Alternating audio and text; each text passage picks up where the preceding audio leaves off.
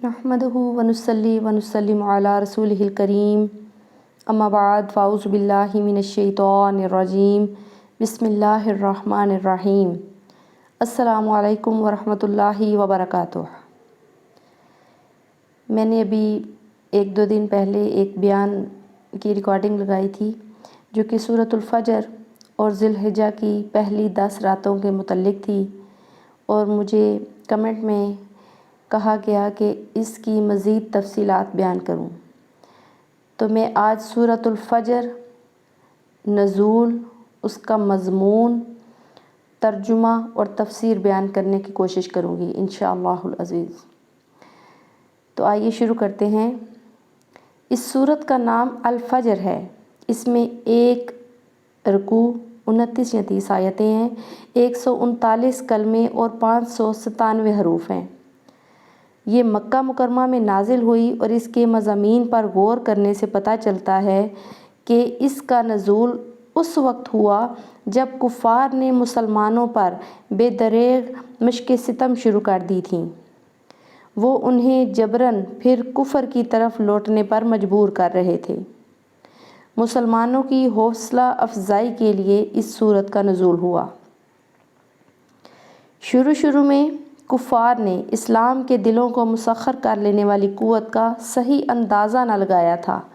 وہ سمجھتے تھے کہ یہ آواز لوگوں کے عقائد کی پختگی سے ٹکرا کر خود ہی اپنا سر پھوڑ لے گی اور معاملہ ختم ہو جائے گا، لیکن جب اس دعوت کے داعی و مکرم صلی اللہ علیہ وآلہ وسلم کی سیرت کی تابانیاں تعصب و ہٹ درمی کی سنگین فصیلوں میں شگاف پیدا کرنے لگیں اور کفر و شرک کے بڑے بڑے ستون گرنے لگے، تو اہل مکہ نے مزید رواداری اور چشم پوشی کا رویہ ترک کر دیا اور لنگوٹے کس کر اسلام کے سیلے رواں کو روکنے کے لیے میدان میں نکل آئے، اور ہر ایسے شخص پر ظلم و ستم کی حد کر دیتے جو اسلام قبول کر لیتا۔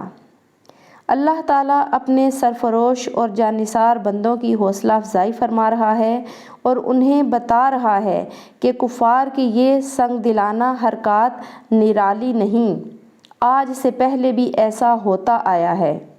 بڑے بڑے جابر اور طاقتور قبائل نے اور سنگ دل حکمرانوں نے اپنے تمام وسائل کو بروئے کار لا کر اہل مکہ کو حرف غلط کی طرح مٹانے کی کوشش کی، لیکن عذاب خداوندی نے ان کو نیست و نابود کر دیا۔ اگر مکہ کے ان رئیسوں نے اپنی یہ ظالمانہ روش نہ چھوڑی تو ان کا انجام بھی ایسا ہی المناک ہوگا۔ اللہ تعالیٰ سب لوگوں کے ہر قسم کے اعمال کو بڑے غور سے دیکھ رہا ہے، اور مناسب وقت پر ان کو عبرتناک سزا دی جائے گی۔ یہاں ایک نظریہ کا بطلان کر دیا جس میں اکثر خدا فراموش قومیں اور افراد پہلے بھی مبتلا تھے اور اب بھی مبتلا ہیں۔ ان کا یہ خیال ہے کہ اگر انسان خوشحال اور باوقار زندگی گزار رہا ہے تو وہ اللہ کا منظور نظر ہے، وہ جو کچھ کر رہا ہے اس کو اللہ کی پسندیدگی کی سند حاصل ہے، کسی کو اس پر اعتراض کرنے کا حق نہیں، اور جو شخص قسم پرسی اور افلاس کی زندگی گزار رہا ہے وہ اللہ کی نظروں میں گرا ہوا ہے، اس کی قدر و منزلت نہیں۔ بتا دیا کہ یہ نظریہ سراسر باطل ہے۔ مال کی فراوانی اور مال کی قلت اللہ کی آزمائش کے 2 رخ ہیں، اور اپنے بندوں کو قارون کی دولت اور فرعون کا جاہ و جلال دے کر آزماتا ہے، اور کبھی فقر و فاقہ کی سختیوں سے دوچار کر کے ان کو پرکھتا ہے۔ جس نے اس کی نعمتوں پر شکر ادا کیا اور مصائب میں صبر کا دامن نہ چھوڑا وہ دربار خداوندی میں سرخرو اور کامیاب ہے۔ اے اپنی ثروت کی کثرت اور اپنی ریاست و امارت پر فخر کرنے والے، کبھی تو نے اپنے اعمال کی طرف دیکھنے کی زحمت گوارا کی ہے؟ نہ یتیم کا احترام، نہ غریب سے ہمدردی، مال و دولت سمیٹنے کے بغیر اور کوئی مقصد ہی پیش نظر نہیں۔ جائز و ناجائز ذرائع میں بھی امتیاز روا نہیں رکھتے ہو۔ یاد رکھو قیامت کا دن آنے والا ہے، اس وقت تمہاری چشم ہوش کھلے گی لیکن بے سود۔ البتہ وہ پاک نہاد قدسی صفات لوگ جو ذکر الہی سے اپنے قلب کی تسکین کا اہتمام کرتے رہے، جب وہ اس دار فانی سے رخصت ہوں گے تو انہیں رضائے الہی کے مزدہ سے خورسند کیا جائے گا۔ سبحان اللہ۔ اب سورت کو پڑھتے ہیں اور اس کے ترجمے کو جانتے ہیں اس کی تفسیر کے ساتھ۔ بسم اللہ الرحمن الرحیم۔ اللہ کے نام سے شروع جو بہت ہی مہربان اور ہمیشہ رحم فرمانے والا ہے۔ سورۃ الفجر مکہ میں نازل ہوئی اور اس میں 30 آیات ہیں۔ والفجر، قسم ہے اس صبح کی، ولیال عشر، اور ان مقدس 10 راتوں کی، والشفع والوتر، اور قسم ہے جفت اور طاق راتوں کی، واللیل اذا یسر، اور رات کی جب گزرنے لگے۔ دعوت اسلام سے مکہ کے مشرکانہ ماحول میں ایک ہلچل پیدا ہو گئی۔ حضور سرور عالم صلی اللہ علیہ وآلہ وسلم کی دعوت اس وقت 2 چیزوں تک محدود تھی: اللہ تعالیٰ کی توحید اور روز جزا پر ایمان۔ وہ لوگ وقوع قیامت پر طرح طرح کے اعتراضات کیا کرتے اور اسے محال اور خلاف عقل گمان کرتے۔ ان کے شکوک کے ازالہ کے لیے دیگر متعدد مقامات کی طرح اس سورت کا آغاز بھی 5 قسمیں کھا کر فرمایا جا رہا ہے۔ ایسی 5 چیزوں کی قسمیں کھائی ہیں کہ انسان اگر ان میں غور و تدبر کرے تو قیامت کے بارے میں اس کے تمام شکوک و شبہات دور ہو جائیں گے، اس کا وقوع ممکن بلکہ عین حکمت معلوم ہونے لگے گا۔ کیا فرمایا؟ والفجر، فرمایا قسم ہے فجر کی۔ اس فجر کے بارے میں متعدد اقوال ہیں کہ کون سی فجر مراد ہے، لیکن اولا یہی ہے کہ اسے کسی فجر سے مخصوص نہ کیا جائے بلکہ ہر صبح مراد ہو۔ جو طلوع ہوتی ہے تو رات کی تاریکی چھٹ جاتی ہے، ہر طرف روشنی پھیل جاتی ہے، پرند چرند انسان جو آرام و سکون سے اپنی اپنی اقامت گاہوں میں رات بسر کر رہے ہوتے ہیں، اب اپنے اپنے معاملات اور فرائض کو انجام دینے میں مصروف ہو جاتے ہیں۔ پھر فرمایا قسم ہے 10 راتوں کی جو بڑی شان والی ہیں۔ تنکیر تخفیم شان کے لیے ہے۔ اس سے مراد کون سی راتیں ہیں؟ ذی الحجہ کی پہلی 10 راتیں، رمضان کی آخری 10 راتیں، محرم کی پہلی 10 راتیں۔ علماء سے تینوں قول منقول ہیں۔ اس کے بعد فرمایا قسم ہے شفعی یعنی جفت کی، اور وتر طاق کی۔ اس کے مصداق کے بارے میں متعدد اقوال ہیں، مجھے ان میں سے یہ قول پسند ہے: شفعی سے مراد مخلوق اور وتر سے مراد خالق۔ حضرت ابو سعید خدری رضی اللہ تعالی عنہ، عطیہ، مجاہد اور دیگر جلیل القدر علماء تفسیر نے اسی کو ترجیح دی ہے اور اس کی تشریح یوں کی ہے: ساری مخلوق 2 ہے، کفر و ایمان، ہدایت و دلالت، سعادت و شقاوت، لیل و نہار، زمین و آسمان، بحر و بر، شمس و قمر، جن و انس، مذکر و مونس، زندگی اور موت، عزت و ذلت، علم و جہالت وغیرہ وغیرہ۔ لیکن اللہ تعالیٰ اپنی تمام شانوں میں اور صفات میں یکتا ہے اور طاق ہے۔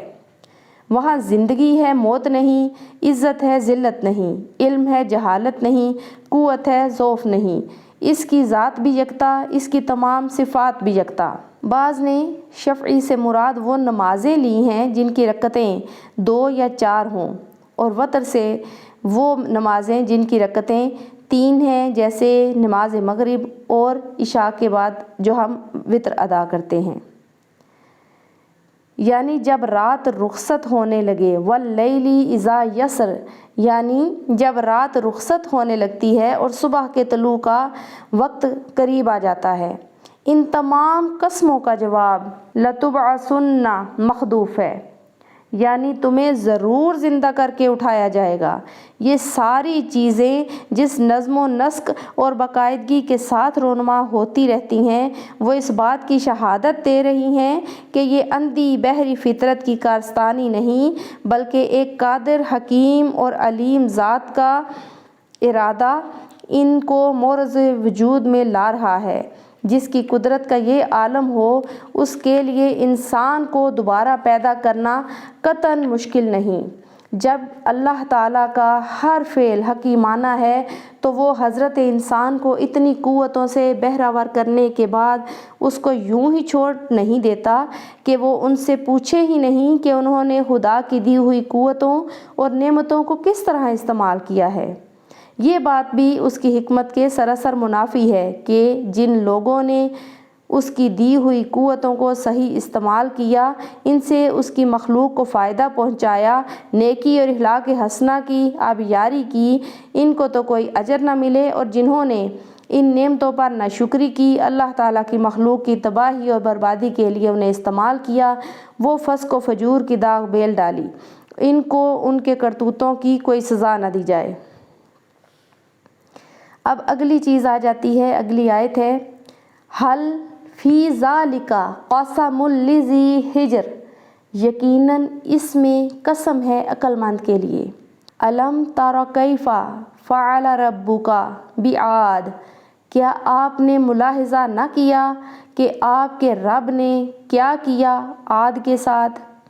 ارم ذات العماد، ارم کے ساتھ جو اونچے ستونوں والے تھے، التی لم یخلق مثلها فی البلاد، نہیں پیدا کیا گیا جن کا مثل دنیا کے ملکوں میں۔ وثمود الذین جابوا الصخر بالواد، اور سمود کے ساتھ کیا کیا جنہوں نے کاٹا تھا چٹانوں کو وادی میں۔ اب اس کی تفسیر کچھ اس طرح ہے کہ حل فی ذالک قسم لذی حجر، یقیناً اس میں قسم ہے عقل مند کے لیے۔ فرمایا جو لوگ عقل و خرد سے بہرہور ہیں، اتنی ساری قسموں کے بعد انہیں روز جزا کا یقین آ جائے گا، اور اس کے بعد انہیں مزید کسی قسم کی ضرورت نہیں رہے گی۔ اور جو لوگ عقل سے ہی محروم ہیں، ان کے سامنے جتنی بھی قسمیں کھائی جائیں، وہ ان سے کوئی ہدایت قبول نہیں کریں گے۔ عقل کو حجر اس لیے کہتے ہیں کہ وہ غلط کاموں سے روکتی ہے، غلط راستہ پر کوئی چلنے لگے تو وہ اس کی راہ میں رکاوٹ بن کر کھڑی ہو جاتی ہے۔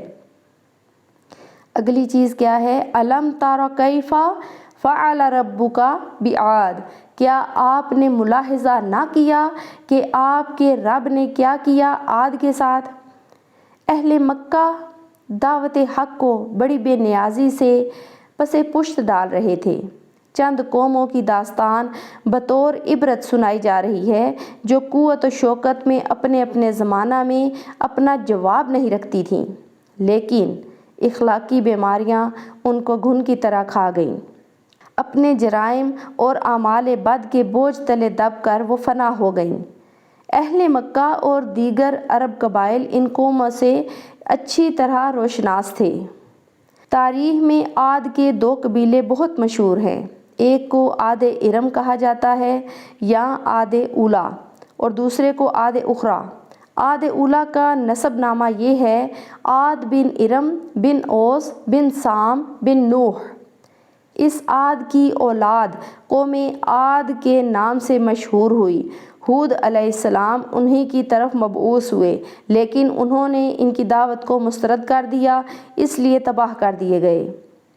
اس قبیلہ کے جو لوگ اس عذاب سے بچ گئے اور پھر ان کی نسل بڑھی، وہ بھی قوم عاد ہی کہلائی۔ دونوں میں امتیاز کرنے کے لیے پہلی قوم کو عاد اولیٰ یا عاد ارم کہا جاتا ہے اور دوسری کو عاد اخریٰ۔ اب علامہ جوہری نے عماد کی تشریح کرتے ہوئے کچھ اس طرح لکھا ہے کہ یہ بلند و بالا قصور اور محلات کو عماد کہتے ہیں۔ عمرو بن کلثوم شاعر کا شعر ہے کہ جب کسی قوم کا قصر عزت گر جاتا ہے تو ہم ان کی حفاظت کرتے ہیں، جس کا اونچا مکان اس کے زائرین کو دور سے معلوم ہو جائے تو عرب کہتے ہیں فلاں طویل العماد۔ اگلی چیز جو ہے وہ یہ ہے کہ جنہوں نے کاٹا تھا چٹانوں کو وادی میں، یہ قد و قامت میں بھی دوسرے لوگوں سے ممتاز تھے اور جسمانی قوت اور طاقت میں بھی اپنی نظیر نہ رکھتے تھے۔ قوم سمود سنگ تراشی کے فن میں بہت مہارت رکھتی تھی۔ انہوں نے پہاڑوں کی چٹانوں کو کھود کر اور کاٹ کر اپنے لیے رہائش گاہیں تعمیر کر رکھی تھیں۔ انہیں ان کی پائیداری اور پختگی پر بڑا ناز تھا۔ انہیں یقین تھا کہ کوئی زلزلہ، کوئی سیلاب، کوئی جھکڑ ان کو ہلا نہیں سکتا۔ وادی القریٰ میں اب بھی ان کے تراشے ہوئے مکانات دیکھنے والوں کو محو حیرت کر دیتے ہیں۔ جس مہارت سے انہوں نے ان چٹانوں کو کاٹا، پھر جس خوبصورتی سے دروازوں پر بیل بوٹے بنائے، انہیں دیکھ کر اس فن میں ان کی مہارت کا اعتراف کرنا پڑتا ہے۔ آیت نمبر اس کی 10، وَفِرْعَوْنَ ذِی الْأَوْتَادِ، اور کیا کیا فرعون کے ساتھ جو میخوں والا تھا، الَّذِینَ طَغَوْا فِی الْبِلَادِ، جنہوں نے سرکشی کی تھی اپنے اپنے ملکوں میں، فَأَکْثَرُوا فِیہَا الْفَسَادَ، پھر ان میں بکثرت فساد برپا کر دیا تھا، فَصَبَّ عَلَیہم رَبُّکَ صَوْتَ عَذَابٍ، پس آپ کے رب نے ان پر عذاب کا کوڑا برسایا، ان ربک لبالمرصاد، بے شک آپ کا رب سرکشوں اور مفسدوں کی طاق میں ہے۔ عاد اور سمود یہ دو قومیں جزیرہ عرب کی رہنے والی تھیں۔ ان سے اہل عرب خوب واقف تھے۔ ان کی تباہی کی داستانیں بھی اپنے آباء و اجداد سے سنتے آئے تھے۔ فرعون اگرچہ مصر کا فرما روا تھا، لیکن بنی اسرائیل کے ساتھ اہل عرب کا میل جول تھا۔ انہوں نے اس کے مظالم اور پھر اس کی غرقابی کے قصے بھی بارہا سنے تھے، اس لیے فرعون کا ذکر ان کے نزدیک اجنبی کا ذکر نہ تھا۔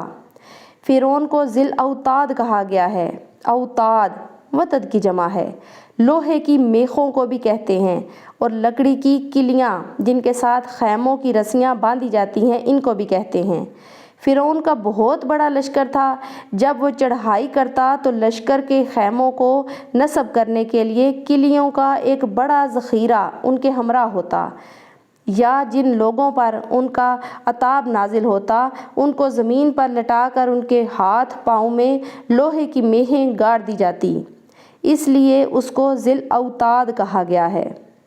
اب یہ تو تفسیر ہو گئی وَفِرْعَوْنَ ذِی الْأَوْتَادِ فَصَبَّ عَلَیہم رَبُّکَ صَوْتَ عَذَابٍ، پس آپ کے رب نے ان پر عذاب کا کوڑا برسایا۔ یہاں ان قوموں کی تباہی کی وجہ بتا دی کہ انہوں نے سرکشی اختیار کی، ظلم و ستم کی حد کر دی، کسی کی آبرو، کسی کی جان، کسی کی جائیداد محفوظ نہ رہی، جس طرح چاہتے زیر دستوں کو لوٹ لیتے، ان کی عصمتوں کو تاراج کر دیتے اور ان کے خون کے دریا بہا دیتے۔ اور اس بے محابہ ظلم کی وجہ یہ تھی کہ انہیں روز حساب کا کوئی خوف نہ تھا۔ جب ان کے مظالم کی حد ہو گئی، ان کے انبیاء ان کی اصلاح سے مایوس ہو گئے، ان کے راہ راست پر آنے کا کوئی ان کے راہ راست پر آنے کی کوئی امید نہ رہی، تو عذاب الہی کا کوڑا اس زور سے ان پر برسا کہ ان کی خاک تک اڑا کر رکھ دی گئی،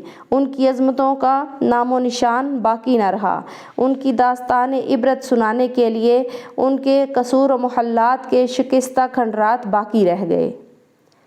اہل مکہ، تم بھی قیامت کا انکار کرتے ہو، اسی لیے تم اپنی باغیانہ روش سے باز نہیں آتے۔ ان گزری ہوئی قوموں کی تباہی میں تمہارے لیے عبرت کے صدہا سامان ہیں۔ اگر تم پھر بھی اپنی اصلاح نہیں کرتے تو اسی انجام کے لیے تیار ہو جاؤ۔ آگے ذکر آتا ہے فَأَمَّا الْإِنسَانُ إِذَا مَا ابْتَلَاهُ رَبُّهُ فَأَكْرَمَهُ وَنَعَّمَهُ فَيَقُولُ رَبِّي أَكْرَمَنِ۔ فَأَمَّا الْإِنسَانُ، مگر انسان بھی عجب شے ہے، اذا ما ابتلاہ، کہ جب آزماتا ہے، ربہ، اس کا رب، فاکرمہ ونعمہ، یعنی اس کو عزت دیتا ہے اور اس پر انعام فرماتا ہے، فیقول ربی اکرمن، تو وہ کہتا ہے میرے رب نے مجھے عزت بخشی، وَأَمَّا إِذَا مَبْتَلَاهُ فَقَدَرَ عَلَيْهِ رِزْقَهُ، اور جب اس کو یوں آزماتا ہے کہ اس پر روزی تنگ کر دیتا ہے، فَيَقُولُ رَبِّي أَهَانَنِ، تو کہنے لگتا ہے کہ میرے رب نے مجھے ذلیل کر دیا۔ بعض لوگوں کے پاس مال و دولت کی فراوانی ہوتی ہے، رہنے کے لیے آرام دہ شاندار مکان ہوتے ہیں، اولاد کی بھی کمی نہیں ہوتی، معاشرے میں بھی انہیں قدر و عزت کی نگاہ سے دیکھا جاتا ہے۔ ان کے برعکس بعض لوگ مفلس اور تنگ دست ہوتے ہیں اور کئی قسم کی محرومیوں کا شکار ہوتے ہیں، لیکن ان لوگوں کا رد عمل یکساں نہیں ہوتا۔ مادہ پرست ذہنیت کے مالک تو یہ سمجھتے ہیں کہ ان کی یہ خوشحالی اور قدر و منزلت اس وجہ سے ہے کہ اللہ تعالیٰ کی جناب میں وہ بڑے معزز اور محترم ہیں، اس لیے ان پر نوازشات کی بارش ہو رہی ہے، اور جب وہ تنگ دستی اور غربت کا شکار ہوتے ہیں تو سمجھتے ہیں کہ اللہ تعالیٰ نے انہیں اپنی نگاہ کرم سے محروم کر دیا ہے، تبھی ان کے ساتھ ایسا سلوک ہو رہا ہے۔ فصل کاشت کرتے ہیں تو اگتی نہیں، باغات ہیں تو وہ پھلتے نہیں، تجارت ہے تو ربا تنزل۔ ایسے لوگوں کے نزدیک اللہ تعالیٰ کی رضامندی اور ناراضگی کا دار و مدار دولت کی کمی بیشی پر ہے، لیکن وہ لوگ جن کے دلوں میں اللہ تعالیٰ پر یقین ہے اور شریعت اسلامیہ کی سچائی پر جن کا پختہ ایمان ہے، ان کی سوچ کا انداز بالکل الگ ہوتا ہے۔ وہ دونوں حالتوں کو امتحان سمجھتے ہیں اور کوشش کرتے ہیں کہ وہ دونوں قسم کے امتحانوں میں کامیاب ہوں۔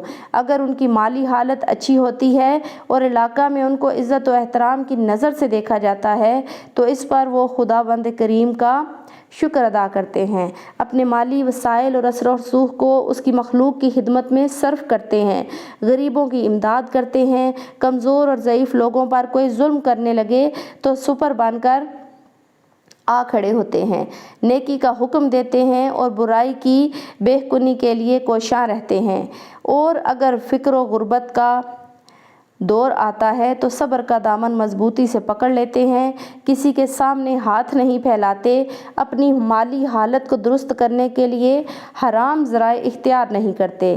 اس غربت و افلاس میں بھی انہیں اپنے علیم و حکیم پروردگار کی بیسیوں حکمتیں نظر آتی ہیں۔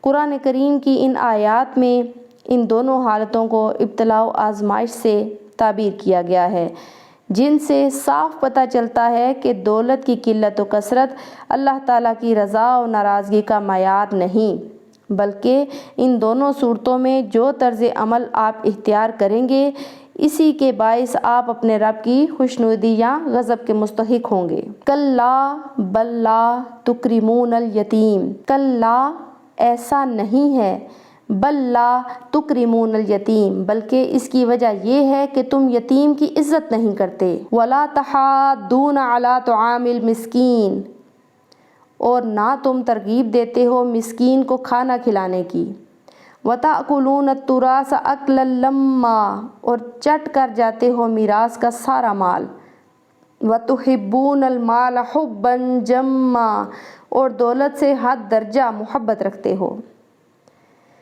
ان نادانوں کو اس نظریہ کا بطلان کر دیا، دولت اس کے فضل کی نشانی نہیں اور افلاس اس کی تحقیر کی وجہ سے نہیں۔ اور ساتھ ہی یہ بھی بتاتی چلوں اس میں کہ نبی رحمت صلی اللہ علیہ وآلہ وسلم نے بڑی وضاحت سے اس حقیقت کو بیان فرمایا۔ ترجمہ اس طرح ہے کہ اللہ تعالیٰ کا ارشاد ہے کہ میں جس کی عزت کرتا ہوں کثرت دنیا کی وجہ سے نہیں، اور جس کو ذلیل کرتا ہوں افلاس کی وجہ سے نہیں، بلکہ میں اپنی اطاعت کی وجہ سے کسی کو سرفراز کرتا ہوں اور اپنی نافرمانی کی وجہ سے کسی کو ذلیل و خوار کرتا ہوں۔ اب ان کی مادہ پرستانہ ذہنیت ان کو یتیم و غریب پر رحمت و شفقت کے جذبے سے محروم کر دیتی ہے، اور ان یتیموں کے سر پر شفقت کا ہاتھ بھی نہیں پھیرتے، بلکہ ان کو نحوست کی علامت خیال کرتے ہیں اور ان کے سائے سے بھی دور بھاگتے ہیں، حتیٰ کہ قریبی رشتہ دار بھی ان سے آنکھیں پھیر لیتے ہیں۔ ان کی بستی میں، ان کے محلے میں، بلکہ ان کے پڑوس میں کئی لوگ فاقہ کشی کر رہے ہوتے ہیں، لیکن وہ اپنی رنگ رلیوں میں مصروف رہتے ہیں، انہیں کبھی ان مسکینوں کی تکلیف کا احساس نہیں ہوتا، نہ وہ خود ان کی طرف دست تعاون دراز کرتے ہیں، نہ دیگر خوشحال لوگوں کو اس کی ترغیب دیتے ہیں۔ انسان کا دل ہمدردی کے جذبات سے خالی ہو جائے تو اس کو سنگ دلی کی یہی کیفیت ہوتی ہے۔ صرف یہی نہیں بلکہ جب کوئی تمہارا قریبی رشتہ دار مر جاتا ہے تو اس کی ساری جائیداد تم خود سمیٹ لینا چاہتے ہو، نہ اس کی بیوی کو کچھ دیتے ہو نہ اس کی بوڑھی ماں کو کچھ ملتا ہے، بلکہ مرنے والے کے یتیم بچوں کو بھی تم بالکل محروم کر دیتے ہو۔ یعنی مشرکین عورتوں اور بچوں کو ورثہ میں سے کچھ نہ دیتے تھے بلکہ ان کے حصہ کو بھی اپنے حصہ کے ساتھ ملا کر ہڑپ کر جاتے تھے۔ اگر انسان غور کرے تو مال کی یہ مجنونانہ خواہش ہی ہزاروں خرابیوں کو جنم دیتی ہے۔ اگر لوگوں کے دلوں سے اس کی یہ بے محابہ چاہت ختم ہو جائے تو جرائم کا دائرہ بہت محدود ہو جائے گا اور مظالم کی یہ شدت بھی باقی نہ رہے گی۔ کلا، یقیناً، اذا دکت الارض دکن دکا، جب زمین کو کوٹ کر ریزہ ریزہ کر دیا جائے گا، وجاء ربک والملک صفا صفا، اور جب آپ کا رب جلوہ فرما ہوگا اور فرشتے قطار در قطار حاضر ہوں گے، وجیء یومئذ بجہنم، اور سامنے لائی جائے گی اس دن جہنم، یومئذ یتذکر الانسان وانیٰ لہ الذکریٰ، اس روز انسان کو سمجھ آئے گی لیکن اس سمجھنے کا کیا فائدہ، یقول یا لیتنی قدمت لحیاتی، اس دن کہے گا کاش میں نے کچھ آگے بھیجا ہوتا اپنی اس زندگی کے لیے۔ فَيَوْمَئِذٍ لَا يُعَذِّبُ عَذَابَهُ أَحَدٌ، پس اس دن اللہ کے عذاب کی طرح نہ کوئی عذاب دے سکے گا، وَلَا يُوثِقُ وَثَاقَهُ أَحَدٌ، اور نہ اس کے باندھنے کی طرح کوئی باندھ سکے گا۔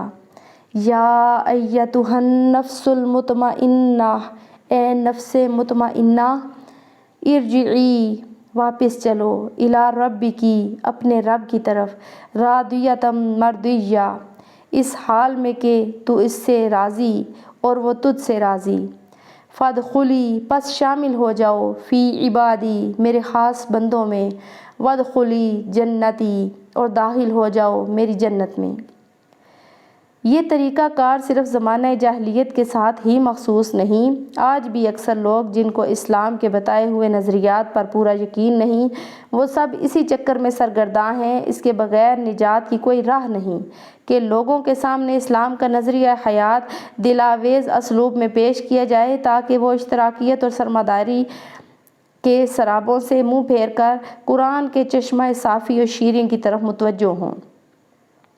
جب قیامت برپا ہوگی تو یہ سارا نظام عالم درہم برہم کر دیا جائے گا۔ اس وقت ان غافل انسانوں کی آنکھ کھلے گی، اس وقت انہیں پتہ چلے گا کہ اللہ تعالیٰ کے رسولوں نے جو بتایا تھا وہی حق تھا، جو قرآن نے دعوت دی تھی اس میں ان کی فلاح دارین کا راز مضمر تھا، لیکن اس روز ان کا یہ سمجھنا ان کے کسی کام نہ آئے گا اور انہیں اپنے کیے کی سزا بھگتنی پڑے گی۔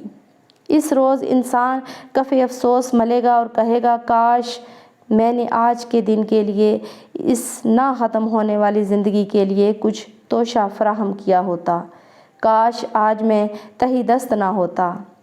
اس روز اللہ تعالیٰ کی گرفت بڑی سخت ہوگی اور اسے آہنی زنجیروں میں جکڑ دیا جائے گا۔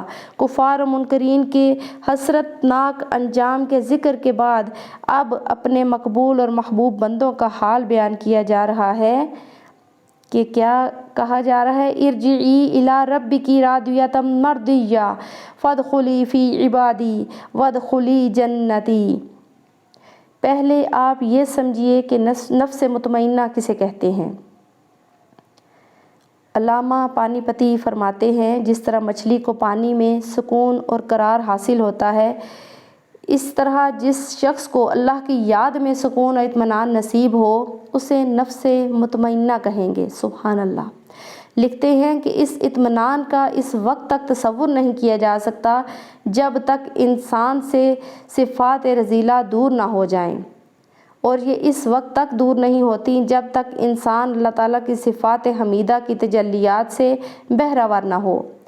ان میں وہ فنا ہو جائے اور ان کے ساتھ اس کو بقا نصیب ہو، اسی وقت انسان کو ایمان حقیقی نصیب ہوتا ہے اور اسی وقت اسے اطمینان کی دولت ارزانی ہوتی ہے۔ علامہ اسماعیل حقی لکھتے ہیں کہ گھبراہٹ اور اضطراب کے بعد جو سکون ملتا ہے اسے اطمینان کہتے ہیں، اور نفس کو سکون تب میسر آتا ہے جب وہ یقین، معرفت اور شہود کی اعلیٰ منزل پر فائز ہو جائے، اور یہ مقام ذکر الہی کی کثرت اور دوام سے حاصل ہوتا ہے۔ الا بذکر اللہ تطمئن القلوب، جب انسان اس مقام پر فائز ہوتا ہے تو پھر اسے تمکین سے نوازا جاتا ہے، اس کے بعد اسے رد ہونے کا کوئی خطرہ نہیں رہتا۔ علامہ سید شریف جرجانی نے نفس مطمئنہ کی تعریف ان الفاظ میں کی ہے کہ یعنی نفس مطمئنہ وہ ہے جو نور قلب سے منور ہوتا ہے، یہاں تک کہ اس کی مذموم صفات فنا ہو جاتی ہیں اور وہ ہلاک حمیدہ سے مزین و آراستہ ہو جاتا ہے، اپنے بندوں کو اپنی خصوصی عنایات سے سرفراز کرتا ہے، تو اس کی محبت میں آنسو بہاتا رہا، تو اس کے عشق میں آگ میں جلتا رہا اور اس کے سوز فراق میں تڑپتا رہا۔ لے اب فراق کی طویل رات سحر آشنا ہو رہی ہے، دوریاں سمٹ رہی ہیں، پردے اٹھ رہے ہیں، اپنے بےتاب دل اور بےقرار نگاہوں سمیت حاضر ہو جا اور کس شان سے آ۔ اس کا بیان ان دو کلمات میں فرمایا کہ ڈرتے ہوئے نہیں، گھبراتے ہوئے نہیں، اس خیال سے پریشان ہو کر نہیں کہ جس رب کو راضی کرنے کے لیے تو نے اپنی زندگی وقف کی وہ راضی بھی ہوا یا نہیں۔ ان خدشات کو، ان وسوسوں کو دل سے نکال کر باہر پھینک، حریم ناز میں اس شان سے آؤ کہ تم بھی اپنے رب کریم پر راضی اور وہ بندہ نواز بھی تجھ سے راضی۔ کیا بات ہے، کیا کرم ہے، کتنی بلندی یہ قسمت ہے اس خاکسار بندے کی جس پر یہ عنایات ہوں گی۔ سبحان اللہ۔ اور آگے کیا فرمایا؟